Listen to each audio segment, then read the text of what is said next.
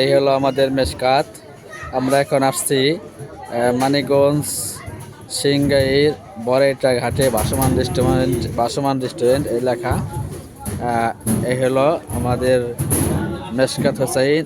ওই দেখা যায় আমাদের হোন্ডা, আমরা হোন্ডা নিয়ে আসছি। তো যাই হোক, আমরা এখানে অর্ডার দিয়েছি, এখানে অর্ডার দেওয়ার মতো আছে।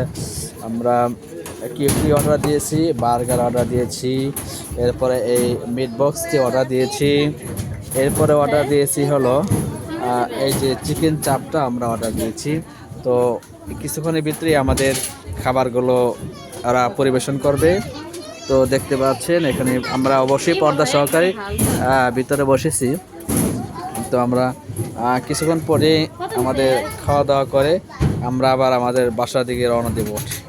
তো এখানে এত ভাসমান, আমরা অলরেডি নদীর উপরে আছি।